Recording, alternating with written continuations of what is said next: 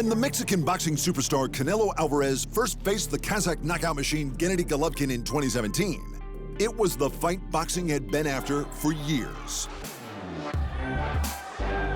Having lost his junior middleweight title to the biggest name in the game, Floyd Mayweather Jr., by a majority decision, Canelo had become the heir apparent to Mayweather's pay-per-view domination. After that, he'd spent years obliterating anyone who stepped into the ring with him, building up his own hype until he claimed the WBC and lineal middleweight titles. At the same time, however, Golovkin collected every other middleweight title he could, all by ferocious knockouts. Canelo might have been the biggest name in the division, but Triple G was the man to fear. When the fight was finally agreed to, Canelo and Triple G were unquestionably the two best middleweights in the world, and they went to war for the title of best boxer on the planet, and it was a stone-cold classic. Nothing Triple G threw seemed to faze Canelo, and when Canelo hit, he hit hard. But because Golovkin landed 218 punches to Canelo's 169, and he outlanded Alvarez in 10 of the 12 rounds, most people thought the Kazak had taken it. 114, 114, a three-way split. This is officially a draw. After 12 brutal rounds, the biggest fight in boxing ended in a hugely controversial draw. There was no way they weren't going to play it back, and it was even bigger and more dramatic than the first time. Golovkin thought he'd been robbed, so he was confident. Canelo tested positive for a banned substance, which only made them both angry. And then Golovkin was stripped of a title for wanting to fight Canelo instead of his mandatory. You name it, it happened. And the rivalry only got more heated until we finally got the rematch. And somehow, it was better than the first time. In front of a sellout Vegas crowd, Golovkin landed 32 more punches and he outlanded Alvarez in 8 of the 12 rounds. But Alvarez landed more power punches in 9 of the rounds, and that made all the difference to the only people who mattered.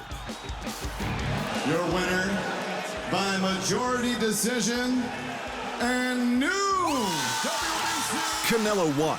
It was superb, and it was even closer than the first fight. Of course the world wanted a trilogy, but that was 2018.